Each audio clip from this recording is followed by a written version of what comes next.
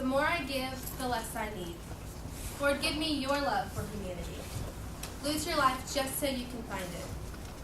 When I started thinking about ways that I could live more like Christ, one of the first things I did was listen to the songs that we sing in church.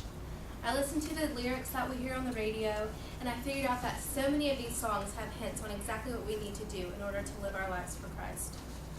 Today I want to talk about 3 things that we can do as Christians in order to set ourselves apart from the world, to be salt and light, and to lead our lives by example so that others may follow.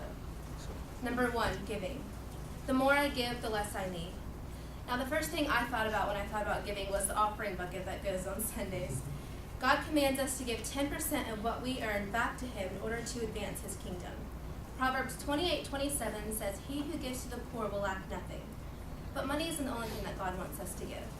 We can give our time and efforts by serving others. God has given us strengths that we can use to take time out of our day and to put others before ourselves. It's not always easy, but it's worth it in order to serve Him. Matthew 25:40 says, "The king will reply, 'Truly I tell you this. Whatever you did for one of the least of my brothers and sisters of mine, you did for me.'" So when we serve others, we're directly serving God. Number 2, loving. Give me your love for humanity. When I think of loving others, I think of action, what we can do for others to show that we love them. And loving others is about loving everyone, not just the people that it's easy to love. We have to look past our own opinions of people and just act as Jesus would in that situation, and He would love everyone unconditionally.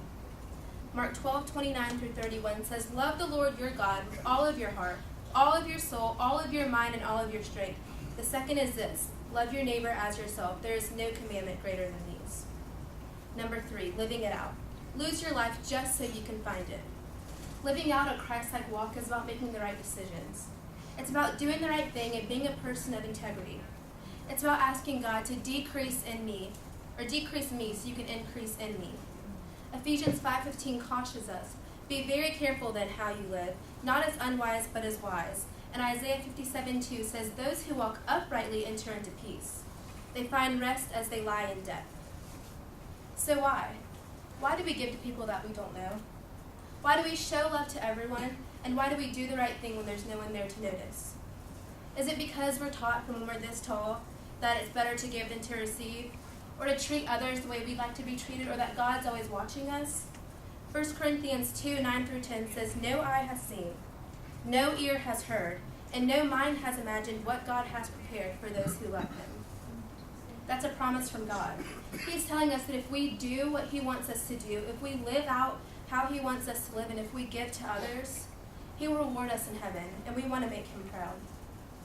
When we learn to give our all for God, to make sacrifices in our life in order to benefit someone else's, and to serve the kingdom, that's when living for Jesus will be easy. At that point, we just have to apply the foundations we've been living out, and that way we'll be able to serve Him and make Him proud. Thank you.